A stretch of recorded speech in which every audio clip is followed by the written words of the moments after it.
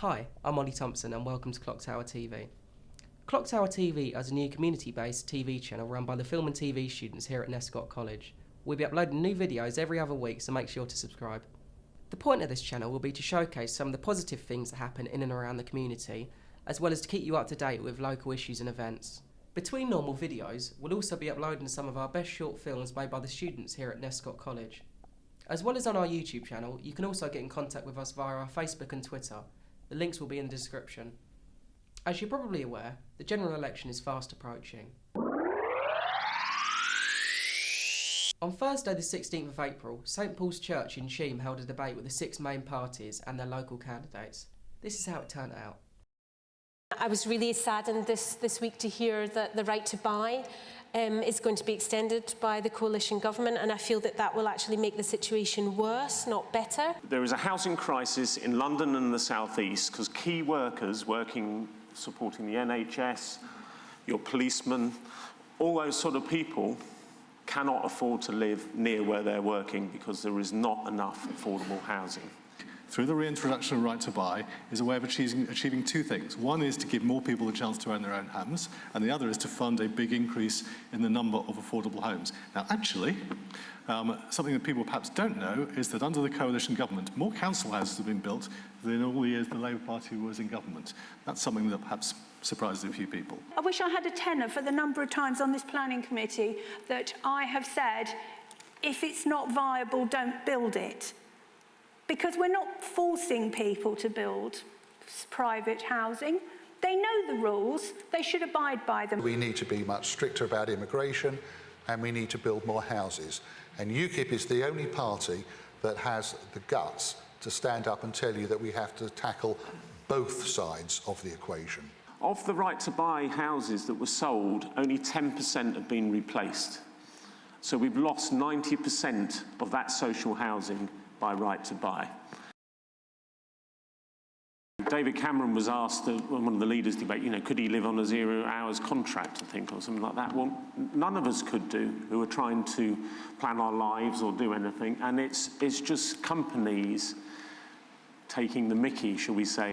It's got to change, and we would outlaw a vast majority of 0 hours contracts. It is completely wrong that any employer should be able to say, you have a 0 hours contract, but you can't do anything for anybody else. We have outlawed that. But let's actually look at what 0 hours contracts are, because the vast majority of people on 0 hours contracts, which is a tiny proportion of the workforce, actually wants to be. Let's take a practical... Okay, can I finish? But the reason why it doesn't work for people is because all the time you have a contract, you are deemed to be employed. Whether they give you any work, whether they give you any money, it's deemed that you're employed. So therefore, even though you're not getting any money, you can't claim benefits because you're not a job seeker, because you've got one. And that is the reason why these sort of contracts are so unfair. 0 hours contracts about tying people down who have no guaranteed work, who have nothing else, and have to sit by a phone waiting for that call to be, hey, you've got 4 hours work today. That's what's wrong, not someone who wants to occasionally work up at Epsom Racecourse being a waiter, and you shouldn't confuse the two things. No one's going to stop someone doing some casual work. It's just nonsense.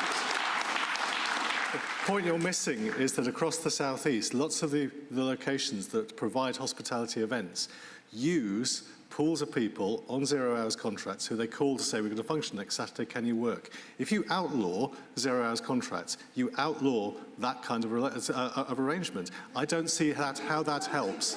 Well, you end up with a cash-in-hand arrangement, whereas you've actually got a perfectly sensible, structured way of doing it. Anybody who works for 12 weeks will be entitled to a proper contract that guarantees them hours.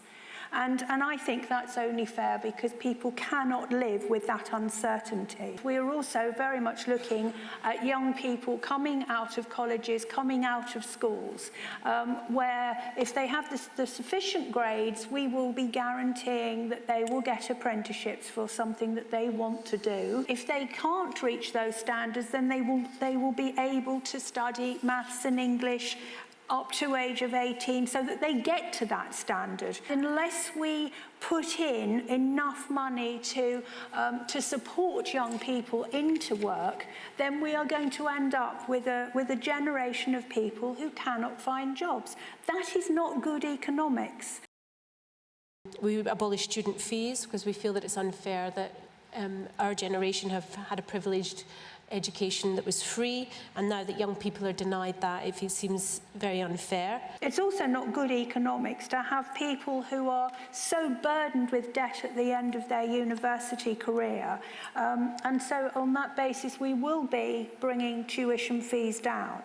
£22,000 for every person, every man, woman, child and baby in this country, and then give students another £45,000 on the top. How do you expect anyone to buy a house? How can any house be affordable when you've already got £67,000 worth of debt hanging around your neck? There's no point in charging people £200 each way to get to Manchester. People won't use it, they'll get in their cars.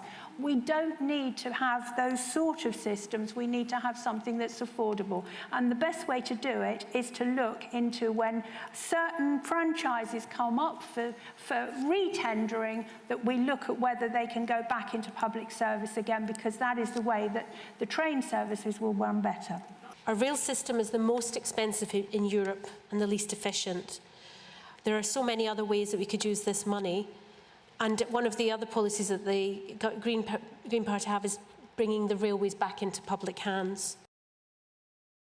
I believe that we should keep our hospitals local as they are, even if the medical experts would argue that you are getting a slightly deficient service. It's our democratic choice, and we should be taken on board and informed of all the planning and all the ideas they may have about the future. It's not a good idea for communities to have to travel for treatment or to see loved ones who are ill. It actually disrupts communities. It's not good for families. And so we would be fighting to keep Epsom Hospital open. We have to make sure that this is not going to be the case. Epsom needs Epsom Hospital. We don't want a super hospital on the Sutton site. It won't be big enough, and we need something locally in Epsom, and we must all fight to save it. I can say, having spent some time in Sutton, that the people who live in Sutton and Merton are as determined to save St Helier Hospital. There is no will amongst the people of any of those areas to have a super hospital. This is not something that is a great party political issue between us. Sheila and I have pushed beds in defence of Epsom Hospital. We've still done protesting because we actually all share this view. We've all actually so far successfully seen off attempts to downgrade Epsom Hospital. Chris Grayling has been going on and on, both in opposition about saving Epsom Hospital. He is a government minister. He is the government. Why are we still talking about saving Epsom Hospital? Why, after 5 years, haven't you done it, Chris? The UKIP position will be simple. We won't, if we get elected, we won't still be arguing about it after 5 years. If we're the government, it's the National Health Service, and the national government will deal with it. Epsom Hospital will be sorted, guaranteed from day one. If you're an illegal immigrant, however long you've been here, however well you've behaved, we will kick you out. That is a policy I have personally fought against. I think there should be some discretion, and that to possibly allow some of these people to stay.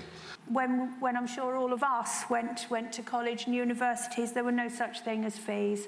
That was investing in future, not for us, just for us, but for the country. Reducing it is a way forward, but I would like to see zero tuition fees like we used to have.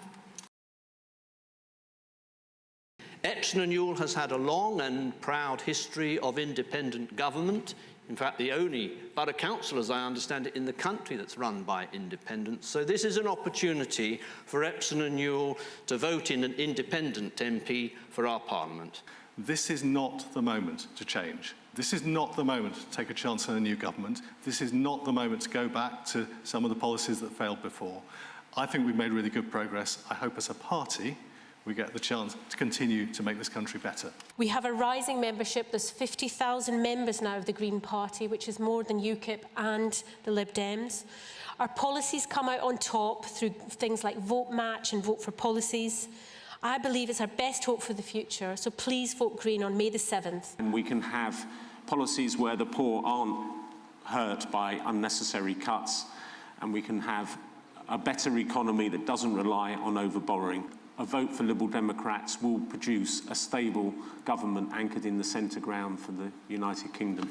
If you vote UKIP, you will get UKIP. UKIP has won the last national election.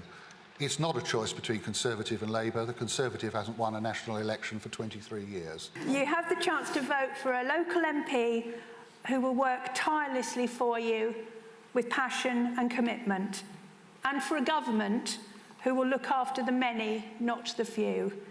The only way to achieve this is to vote Labour on the 7th of May. Some interesting stuff there. Don't forget to make your voice heard on May the 7th.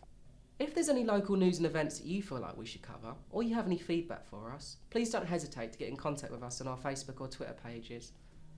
Thank you very much for watching, and check back on the 8th of May for the next episode.